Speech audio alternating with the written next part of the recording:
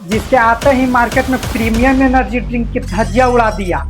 Price इतना कम रखा कि दिहाड़ी मजदूर करने वाले भी इसे अफोर्ड कर लेते हैं। मार्केटिंग ऐसा किया गया कि बड़े बड़े शहरों से लेकर गांव के छोटे छोटे कस्बों तक पहुंचाया गया, जिसके आते ही मार्केट में छापरियों के बीच सस्ती क्रांति छिड़ गई।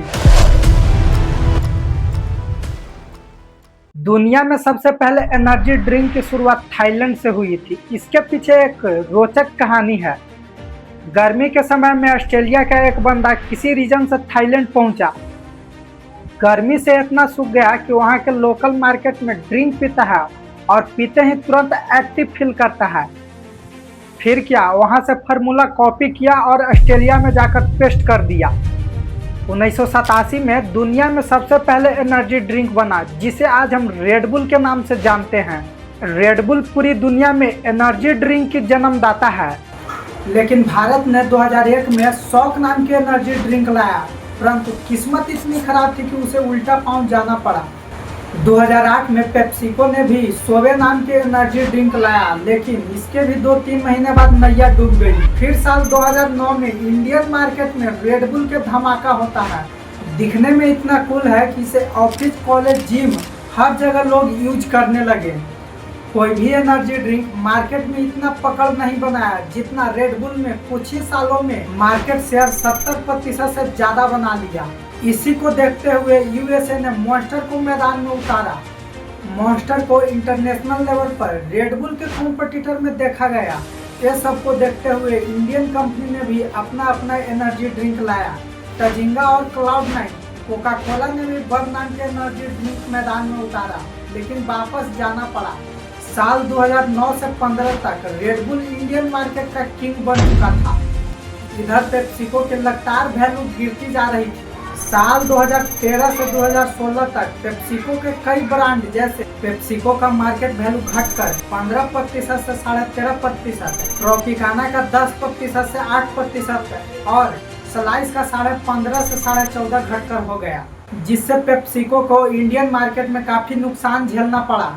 नुकसान से निकलने के लिए सोच ही रहा था कि इंडियन रेगुलेटिंग एजेंसी ने ऐसा कदम उठाया कि सारे एनर्जी ड्रिंक को हिलाकर रख दिया। असल में एफएसएसआई ने दिसंबर 2016 में एक नया नियम पारित की।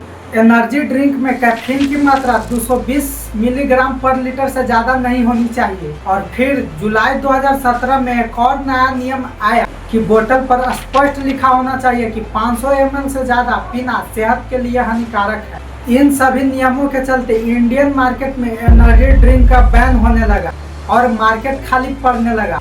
इसी मौका के फायदा उठाते हुए पेप्सिको ने इंडियन मार्केट में स्टिंग नाम के एनर्जी ड्रिंक मैदान में उतारा। स्टिंग पेप्सिको का अपना ब्रांड नहीं था। Sting rock star American company का था, जो फिलीपीन और वियतनाम जैसे देशों में अपना मार्केट पकड़ रखा। पेप्सिको ने भी स्टिंग को खरीदा और इंडियन मार्केट में रेडबुल के कंपैरिजन में काफी कम एफोर्डेबल प्राइस में लॉन्च किया, जिसे आम आदमी भी परचेज कर सके। स्टिंग को मार्केट में लाने के लिए कोई तगड़ी एडवर्टाइजमेंट करने की जरूरत नहीं पड़ी।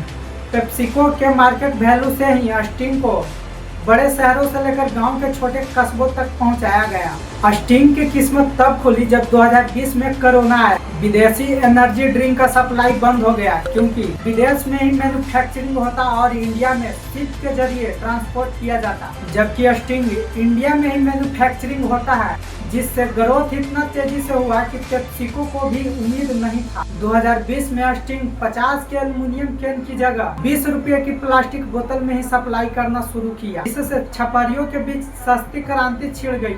कई लोग इसे गरीबों का रेडबुल भी कहने लगा।